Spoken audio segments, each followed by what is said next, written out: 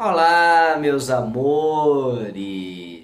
Hoje vamos falar sobre uma página importantíssima na história do rock and roll. Vamos falar sobre um momento histórico deste gênero musical que começou com a gravação da nossa música de hoje no ano de 1954. Porém, antes, vamos falar sobre os primórdios desta canção, que foi composta ainda nos anos 40, mas que, em meados dos anos 50, revolucionaria o movimento jovem, representado na música pelo rock. Vamos falar sobre o compositor desta canção, que é, ao mesmo tempo, o cantor responsável por sua gravação original.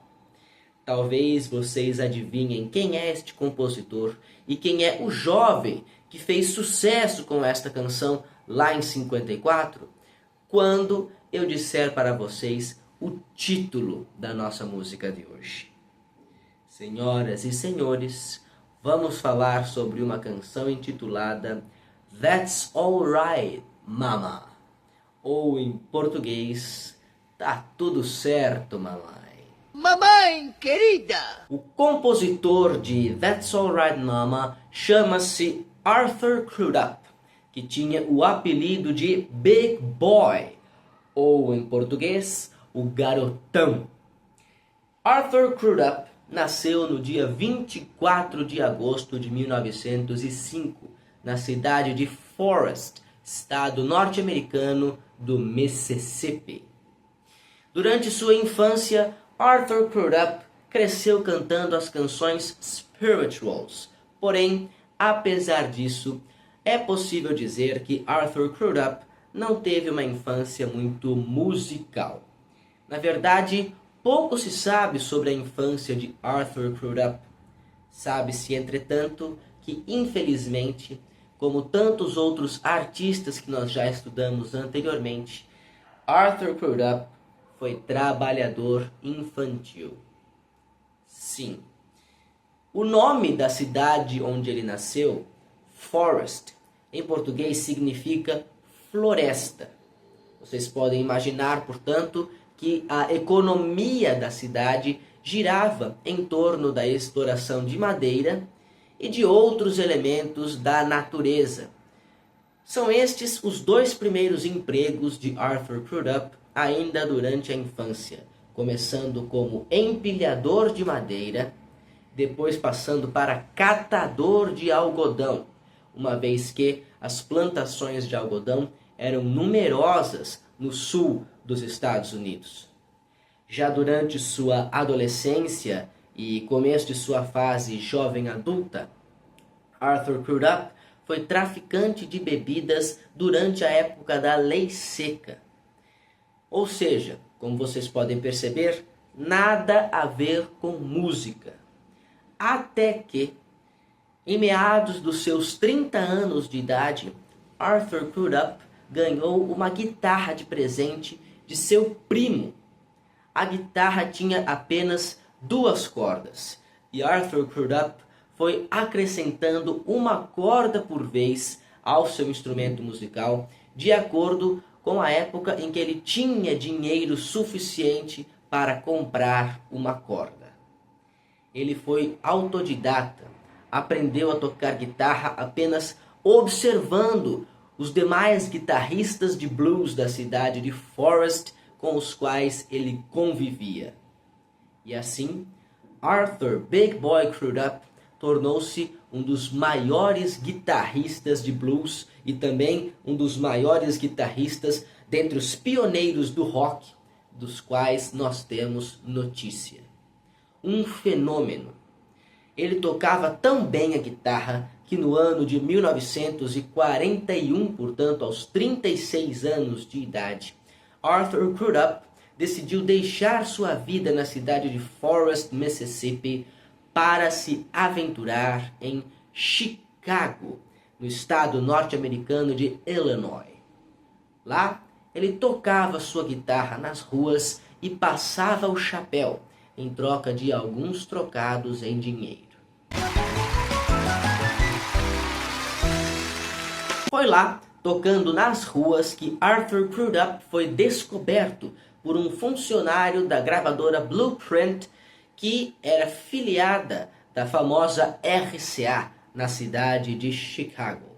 Esse funcionário convidou Arthur Crudup para fazer algumas gravações na Blueprint. E foi assim, no ano de 1946, que Arthur Crudup gravou a nossa música de hoje, That's Alright Mama.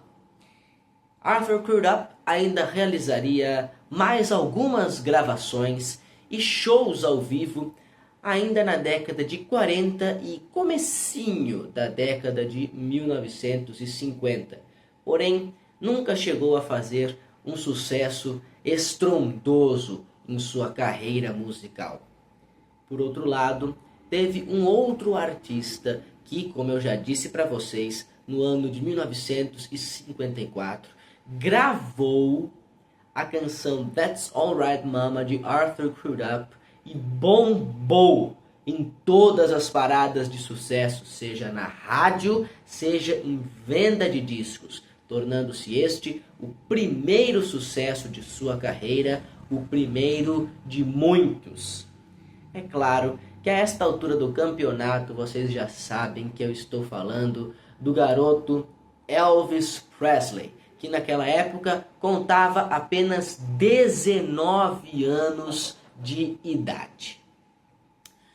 Tudo começou no ano anterior, em 1953, quando Elvis Presley procurou a gravadora Sun Studio para registrar com sua própria voz duas canções em um disco com um lado A e lado B para dar de presente para sua mãe no Dia das Mães. Disco esse que nunca foi lançado comercialmente. Elvis pagou do próprio bolso para gravar esse disco. E o dono da gravadora prestou muita atenção no rapaz e gostou da voz dele. Chamou o jovem Elvis para uma sessão de gravações entre os dias 5 e 6 de junho de 1954. Durante estas gravações, Elvis não sabia muito bem o que cantar. Ele começou cantando uma canção que nós já estudamos anteriormente aqui no programa, chamada Harbor Lights, uma balada romântica. Obviamente ele cantou muito bem, mas quando a canção foi colocada no ar, no rádio, a audiência foi baixíssima. Ainda naquela noite, fazendo uma pausa nas gravações, Elvis Presley e seus amigos que o acompanhavam na banda decidiram tocar uma música descontraída para relaxar. Esta música era That's Alright Mama, velha conhecida de Elvis Presley, dos tempos em que ele morava na sua cidadezinha, também no interior do Mississippi, a cidade de East Tupelo. Nunca ouvi falar. E foi assim que Sam Phillips, o dono da gravadora Sun Studio, descobriu em Elvis Presley o novo grande astro da música internacional.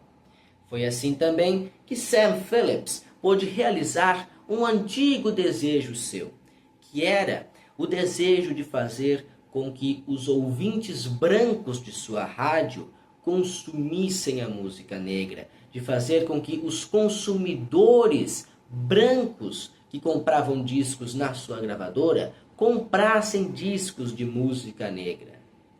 A Sun Studio foi uma das primeiras gravadoras estadunidenses a abrir as portas para artistas pretos fazerem suas gravações, principalmente no que diz respeito aos pioneiros do rock, já que artistas negros de jazz já vinham fazendo suas gravações, seus registros musicais desde os anos 20, certo? Mas o rock ainda não tinha muita visibilidade. A Sun Studio foi uma das primeiras gravadoras a permitir a entrada de artistas negros do rock and roll. Porém, estes discos não vendiam nem a pau. E por quê? Obviamente por motivos de racismo. Mas Sam Phillips sabia que aquela música era boa. Ele dizia, o mundo precisa conhecer essa música. Até porque, se o mundo conhecer essa música, eles vão descobrir que essa música é boa e vão comprar meus discos. E foi assim que Sam Phillips teve uma grande ideia, que na verdade, se nós formos avaliar com os olhos de hoje, é uma ideia um pouco suspeita e até mesmo preconceituosa. Mas na época deve ter parecido uma grande ideia dentro da cabeça dele. Essa ideia era a seguinte: vou pegar um cantor branco que grave estas músicas negras e assim os consumidores brancos vão comprar meus discos, vão ouvi-los na rádio e vão ficar conhecendo o rock and roll, esta música preta que é uma coisa maravilhosa. Foi tiro e queda. Assim nasceu o fenômeno Elvis Presley. Em 1954, que começa esta nova página importantíssima na história do rock and roll, como eu disse lá no nosso primeiro bloco, que é a página do reinado do rei do rock. A partir desse momento, o próprio Arthur Crudup imaginou que começaria a fazer sucesso ele mesmo com suas próprias músicas. Afinal de contas, Elvis Presley, que se tornaria um astro, um fenômeno, um rei em pouquíssimos meses, viria a gravar mais duas composições suas, My Baby Left Me e So Glad You're Mine. Porém, não apenas o nome de Arthur Crudup continuou no ostracismo, como ele não recebeu nenhum royalty, nenhum crédito por seus direitos autorais enquanto compositor destas canções. E assim, já desesperançoso de sua carreira musical, Arthur Crudup largou mão, perdeu as esperanças no final dos anos 50 e passou a sobreviver modestamente com sua família no estado da Virgínia, na cidade de Neshawabox, trabalhando até o final de sua vida em 1974 como motorista de ônibus. Não diga! Digo! Que coisa! Eu vou deixar aí embaixo na descrição do vídeo a gravação original da nossa música de hoje, no ano de 1946, na voz de Arthur Big Boy Crudup. Vou deixar também a gravação que explodiu na voz de Elvis Presley em 1954. Na ocasião, após terem tocado That's Alright Mama de brincadeira durante o intervalo das gravações, Sam Phillips percebeu que era essa canção que faria sucesso na voz de Elvis Presley e não Harbor Lights, e portanto pediu que eles a gravassem pra valer. Como a banda foi pega meio de surpresa, a gravação de That's Alright Mama aconteceu sem percussão e mesmo assim fez o sucesso que fez, tendo sido lançada ainda naquele mesmo dia nas rádios e bombando de audiência. Eu vou deixar por fim, aí embaixo na descrição do vídeo, uma cena daquele filme Elvis, que foi lançado uns 2 anos atrás, em 2023, mostrando a evolução de That's Alright Mama, não apenas na carreira de Elvis Presley, mas também na história da música, na história do rock and roll como um todo.